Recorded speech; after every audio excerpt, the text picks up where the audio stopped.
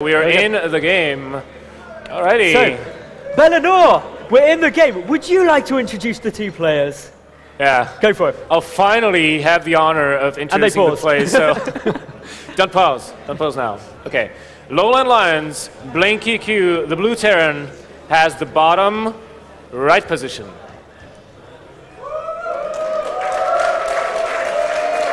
His teammate is, of course, LowLandLions, Debut, the teal Zerg above him.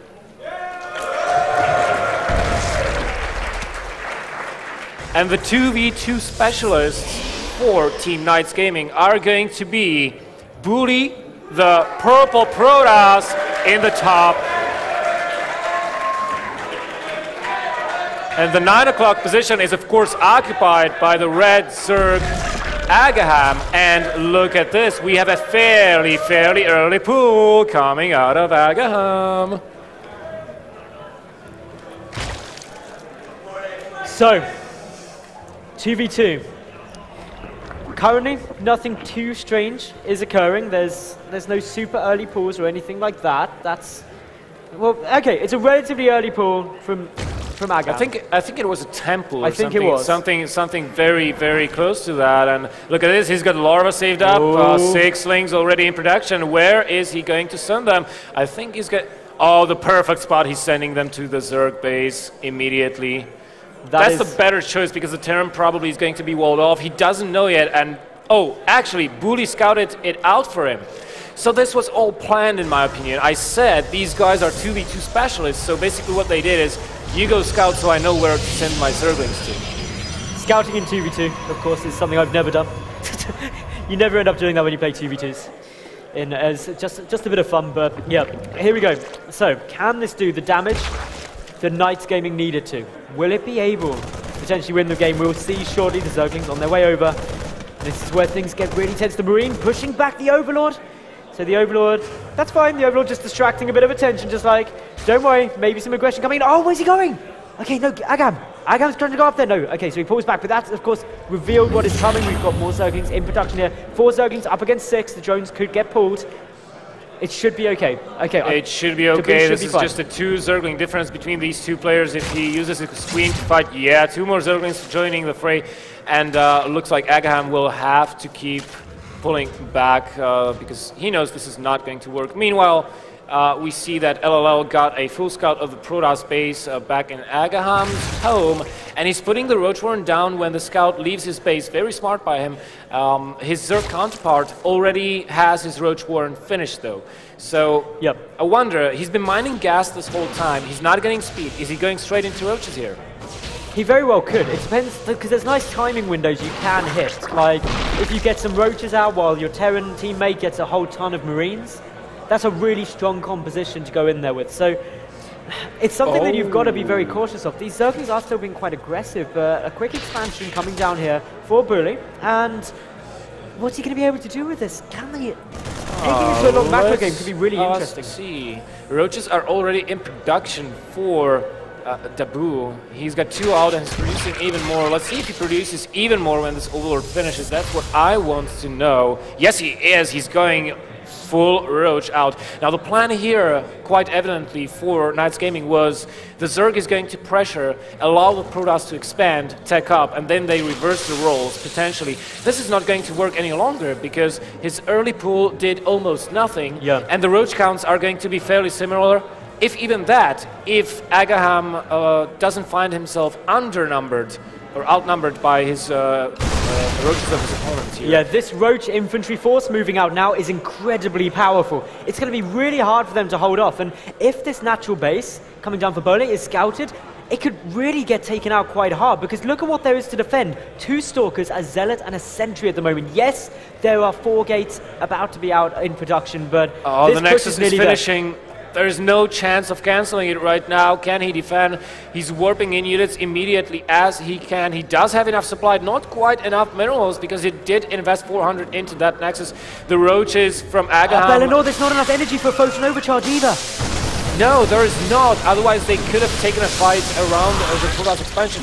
As it is, though, the combined Zerg Terran force is pushing pushing them back. Nice force build there on the ramp by Bully, preventing the rest of the units to enter the Zerg base and start pillaging it. But problem is, it's preventing him from helping out his teammate. He let too many units up. Drone's getting pulled already. This is never a position you want to be, but it's got to be done. And how many workers are going to get taken out here? Force field there. This could be a big problem. Straight away, we're seeing that Agaham is losing quite a few workers and a lot of mining time. So this push is getting cleaned up. So I think actually they ended up defending very well here. Yeah. And they do have an expansion up. There is no way, or very small chance that LowLandLions, after that failed very hard push that they invested so much into, that they will be able to break that right now. They do have an economic lead at this point, or will have in the future very shortly. And they have a standing army. Actually, they have quite enough of units to keep their opponents in check and prevent them from moving out on the map. Yeah, this is still a relatively close game. Okay, worker count, there's in total across both players 3 workers advantage for the team from LowLandLions. Okay, this pressure has been really shut down though, and that's a problem. This natural base could end up being really quite critical. Neither of the LowLandLions players have tried to take an expansion yet. They're just happy to tech up and build a much larger force ready to go for round 2. If it's successful, that could be a problem. But look now, we've got Bole moving out across the map. He's got his mothership core there. He doesn't have any upgrades. He's just going to go and apply a little bit of pressure with these roaches potentially. I think that time is running out, or maybe not running out, but certainly by what I'm seeing Agaham doing and the KnightS gaming team, I think is going to go for Mutalisks. No. Okay, thanks for proving me wrong. Oh, look at this. It's going to be roaches. Look at the center of the map. This is where we've got a potentially big engagement coming down here. Time Warp goes down. That was a nice choice there, stopping much of the Zerg force, getting great force field, knocking out half of that force, so allowing this trade to go so much in favor of KnightS gaming at the moment. But those forces only buying a bit of time. Stalk dealing a nice amount of damage. Are they going to be able to clean this up? Yes, they should be able to. Now, even without the better attack arc, they're just dealing so much damage from the back. This was a relatively nice trade for KnightS gaming. And they do have a proxy power for reinforcements, making the defense that much easier. And it looks like Agaham, he just wants to go all out roaches, getting +2 range attacks, getting roach speed when the lair finished. And their opponents, well, they still don't have an expansion, so really it's basically as I said before. And I'm glad it's because I'm a fan of KnightS Gaming after talking to their captain actually. I'm sorry to say I'm a little bit biased, guys. They have 2v2 specialists here. Okay. As it stands at the moment, Bellinor, economically speaking, these two teams are relatively similar. Yeah. There's a slight economic advantage at the moment for KnightS.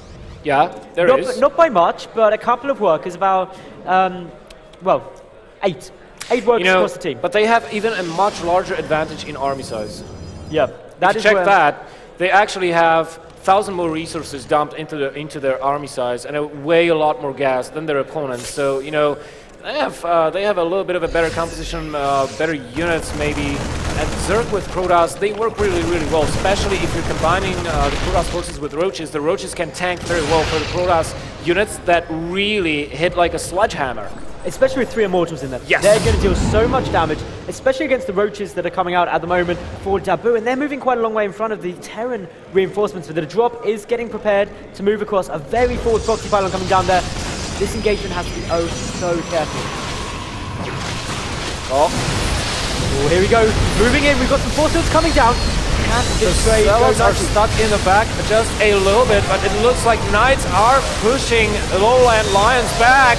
They will advance up the ramp, and they do have another warping at that pylon. Can this be it, or will they just trade armies here? Well, it's looking pretty good. Man. The KnightS right now. SCVs are getting pulled, trying to surround those roaches. That's never a good sign when you've got these SCVs fighting on the front lines. The natural base has been lifted. A great force field went down on the Zerg base as well to stop reinforcements from being able to come in. This is looking really good for KnightS Gaming at the moment. And really bad for LowLandLions. The supplies alone are telling the tale. They are doubling their opponents in supply, both of them actually. So that means they have an army their opponents do not. I mean, look at the unit counts. Their opponents almost have no army to speak of. 2 Marauders, 1 Marine, and there it is!